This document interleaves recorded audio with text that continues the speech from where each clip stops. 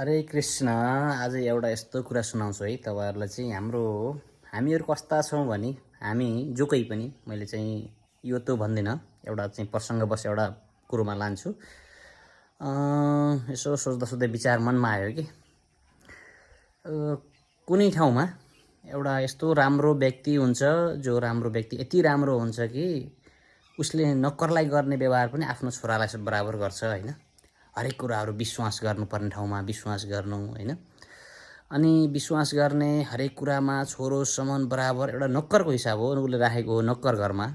तर चाहिँ उसले चाहिँ के गर्छ भने त्यसलाई एउटा चाहिँ घरको एकदम मेन इम्पोर्टेन्ट चाहिँ जस्तो बनाएर उसलाई राख्छ। हरेक कुराहरू के उसलाई ब्याङ्क ब्यालेन्स पनि सबै थाहा हुन्छ, अनि त्यसैको ब्याङ्कका कार्डहरू थाहा हुन्छ, हरेक कुराहरू थाहा हुन्छ।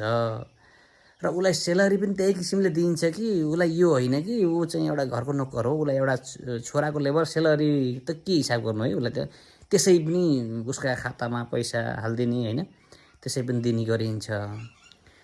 त्यो गर्दा गर्दै पनि हामीलाई फेरि लालच आउँछ क्या, हेर्नु है। त्यो गर्दा गर्दै पनि हामीलाई कस्तो लालच आउँछ भने यसको ओहो यत्रो पैसा छ, यत्रो ऊ छ, यो चाहिँ मैले चाहिँ यसको यो लाभहात गरेर, अब तपाईँले लाभहात भन्ने बुझ्नुभयो होला, लाभहात गरेर यो सम्पत्ति चाहिँ मेरो घरमा मैले चाहिँ पुर्याउन सक्यो भने म सफल मान्छु, सफल हुन्छु भन्छ है। सफल मान्छ उसले, आफूलाई सफल मान्छ र त्यो सम्पत्ति उसले चाहिँ त्यो सफल मानेर त्यो सम्पत्ति उसले त्यो हात लाभो गर्छ।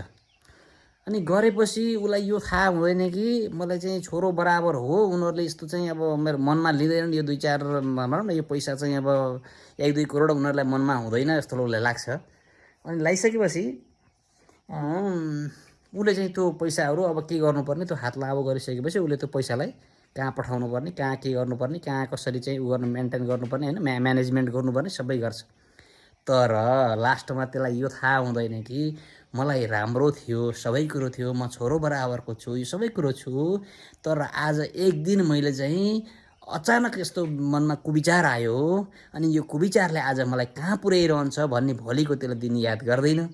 र उसले त्यो लाभो हात गरेको 24 घन्टा भनौँ या 72 घन्टाभित्र उसलाई विशिष्ट टोलीले अनुसारले उसलाई चाहिँ चेक हुन्छ, सबै कुरो हुन्छ र प्रमाण पनि हुन्छ, उसैले गरेको भन्ने प्रमाण हुन्छ, जति होइन भने पनि उसैले गरेको प्रमाण हुन्छ।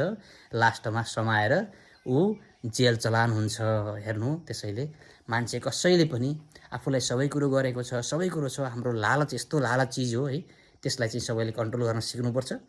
र मान्छे खनेको खाल्टोमा भन्छ नि, शनिले जहिले पनि न्याय दिइरहन्छ भन्ने कुरो, त्यो चाहिँ हामी यहाँबाट पनि प्रमाण गर्न सक्छौँ। त्यही भएर